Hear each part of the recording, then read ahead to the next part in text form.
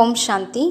B.K. Surajbhai அவர்களின் தாரணை வகுப்பு, ஆகஸ்ட் 21, 2024. பகவான் நமது வாசலுக்கு விருந்தினராக வந்திருக்கிறார். உயர்ந்த அதிர்ஷ்டத்தை கொண்டு வந்திருக்கிறார். நமக்கு கிரீடத்தை காட்டுகின்றார். வாருங்கள் குழந்தைகளே, இந்த கிரீடத்திற்கு அதிகாரியாகிவிடுங்கள் என்கிறார். நீங்களே எனது கல்ப கல்பத்தின் உலகராஜ்ய அதிகாரிகளாவீர்கள் என்கிறார். அவரிடமிருந்து எப்படிப்பட்ட அதிர்ஷ்டத்தை நாம் எடுத்துக்கொள்கிறோம் என்பது நமது கைகளில்தான் இருக்கிறது. உலக ராஜ்ய அதிகாரியாக ஆகலாம், அல்லது அவருடைய ராயல் குடும்பத்தில் வரலாம். ராயல் குலத்தின் அனைத்து உறுப்பினர்களும் ராஜ்ய அதிகாரிகளாகவே கருதப்படுவார்கள்.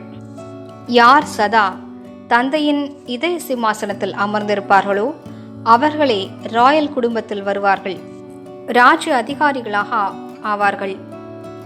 எனவே பாபா நமக்கு சிம்மாசனம் வழங்கியிருக்கிறார். மேலும் நாம் ஆடுவதற்கு பலவிதமான ஊஞ்சல்களை கொடுத்திருக்கிறார். நாம் மகிழ்ச்சியாக இந்த ஊஞ்சல்களில் ஆடிக்கொண்டே இருப்போம். அவ்வப்போது சுகங்களின் ஊஞ்சல், அவ்வப்போது அமைதியின் ஊஞ்சல், அவ்வப்போது அன்பின் ஊஞ்சல், அவ்வப்போது ஆனந்தத்தின் ஊஞ்சல், தூய்மை தன்மையின் பரம ஆனந்தத்தின் ஊஞ்சல். இவை அனைத்தும் நமக்கான ஊஞ்சல்களாகும்.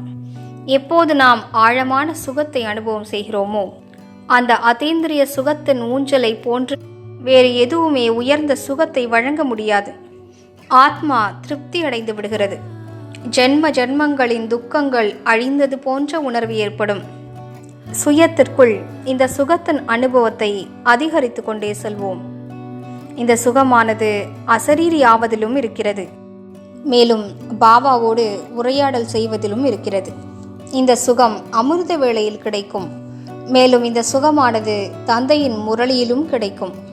மேலும் இந்த சுகமானது யாருக்கு அதிகமாக கிடைக்கிறது என்றால், யார் பிறருக்கு சுகத்தை வழங்குவார்களோ அவர்களுக்கே. யார் பாபாவின் சேவைகளை நிறைவேற்றுகிறார்களோ, யார் யஜ்யத்தை செல்வ செழிப்பு நிறைந்ததாக ஆக்குகிறார்களோ அவர்களுக்கு இந்த சுகம் அதிகமாக கிடைக்கிறது.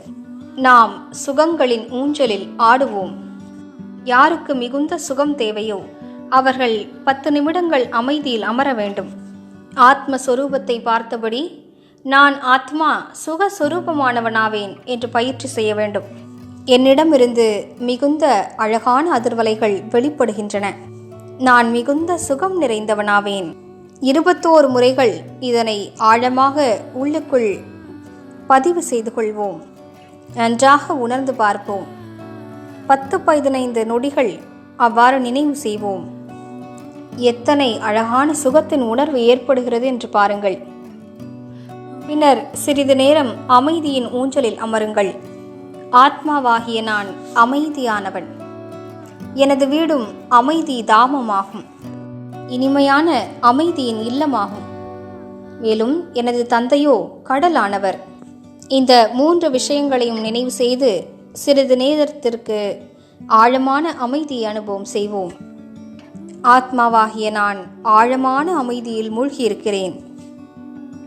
எனது சித்தம் அமைதியாகிவிட்டது.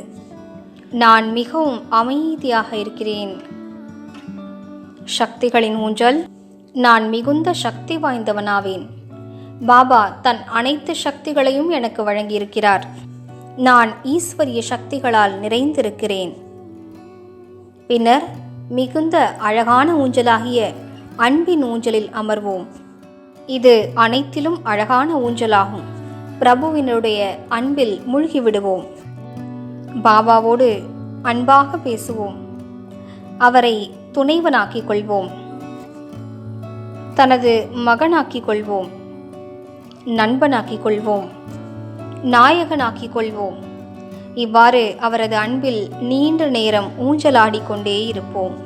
நான் இந்த வாழ்க்கையில் பகவானுடைய அன்பை அடைந்திருக்கிறேன். இது எத்தனை அரிதானது! இதற்காகவே ஆத்மா ஏங்கி தவித்தது. பின்னர் தூய்மை தன்மையின் உயர்ந்த ஊஞ்சலில் அமர்வோம். இதனோடு பரமானந்தத்தின் ஊஞ்சலும் இணைந்திருக்கிறது. நாம் மிக ஆழமாக சிந்தித்து பார்த்து இந்த உண்மையை ஏற்றுக்கொள்வோம். எனது மூல சொரூபமே தூய்மை தன்மையாகும். எப்போது நான் பரந்தாமத்தில் இருந்தேனோ அப்போது முழுமையான தூய நிலையில் இருந்தேன். நான் தேவ பிறவி எடுத்தும் கூட தூய்மையான நிலையிலேயே இருந்தேன். எந்த தெய்வங்களுக்கு வழிபாடுகள் நடைபெறுகின்றனவோ அவையும் எனது சொரூபமே ஆகும்.